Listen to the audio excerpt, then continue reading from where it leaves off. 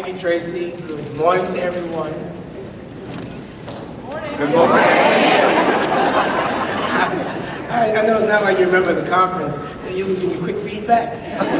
Just let me hear a little bit of noise. I know we're all together here. Good to see Tom, our controller here, Tom Dinappi. I just heard your last part of your comments. Do you know he's the most popular legislator in the city? Everybody says that. And I know that my colleagues, Eric Snyderman and Andrew Stewart Cousins, both here are getting awards today. Naomi also in the Assembly. You could not have picked a finer three members. I'm so happy that you picked one member from the Assembly and two from the Senate. But I do appreciate it very much. And let me just say, I know this has been a long, hard fight for all of us. I do want you to know how much I appreciate everything that you did for everyone in our conference and actually for everybody throughout the state of New York. This is actually going to be a great time for us. I know that there's some challenges financially for the state. I know that many of us are concerned about what that means for our children in the future, but I will promise you that we are going to make this, once again, the Empire State that you will be very proud to be a citizen of. This is one of the best states in this country. You have some of the smartest legislators in both houses, and what we're going to do for each and every one of you, you will be once again restore your faith in us as legislators. And I want to thank you for what you did for us during this last session of the election. Thank you very much.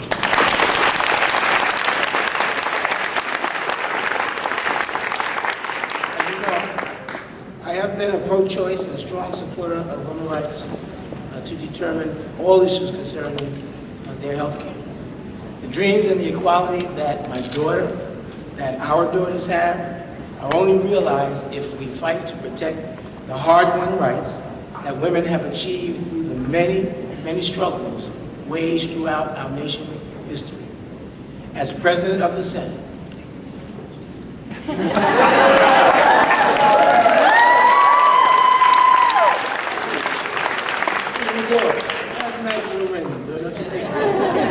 As President of the Senate, I will use every resource available to continue that fight. I am in the right place to do it, and this is the right time. New York State has led the nation in progressive reforms for years. It was here that the people came for progressive health care and where the battle for women's rights was birthed. It was upstate New York where the first Women's Rights Convention was held, the first demand made for suffrage, and the first legislative effort made to secure the civil and political rights of women. Today, there is a different sense of urgency that confronts us. Our access to basic services and quality health care is at risk. Across the nation, employers, insurers, and governments at every level are grappling with a looming crisis: the ability to provide basic, affordable health care coverage for all.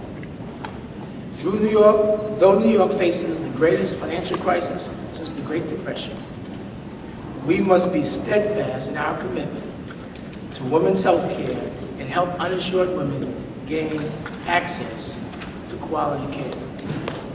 While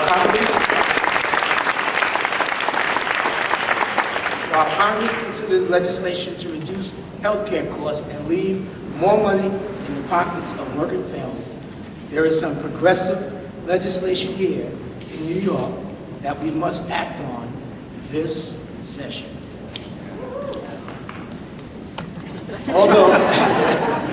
Although we have work to do to improve on the bill, we must pass the Reproductive Health and Privacy Protection.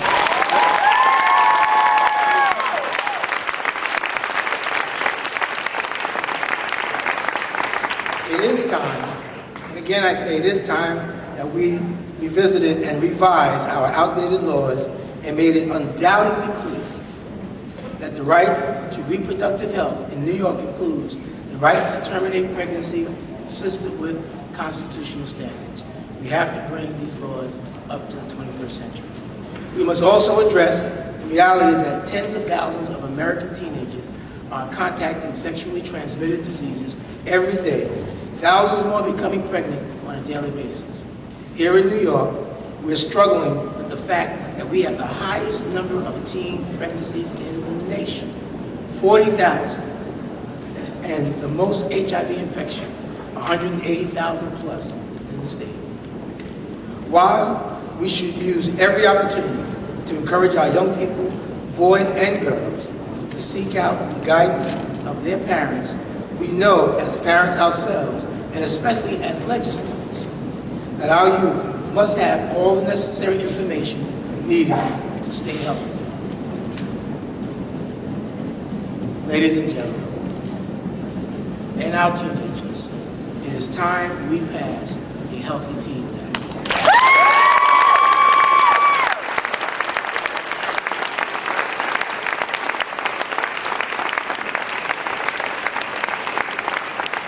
Education can be the best form of preventive medicine, and the Healthy Teens Act will help schools, parents, youth work together on good, forward-thinking decisions about their personal lives. There is room for bipartisanship, and I stress that we will be working with our colleagues on both sides of the aisle. You and I know that this day and age, it is not about Democrat or Republican. It's about what's right. And Healthy Teens Act is what's right. It's right for yourself.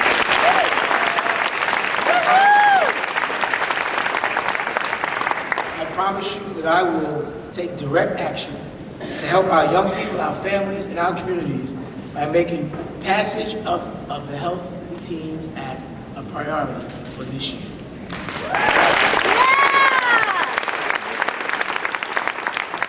You should understand that for my colleagues and I, women's health and our family's health matters a great deal for all of us. This is an opportunity that we can do what's right for our teenagers, we can do what's right for the women of our state, and we can do what's right for the people of the state. Ladies and gentlemen, this is a moment that we need to make the changes. This is the year that we will do so. Thank you, God.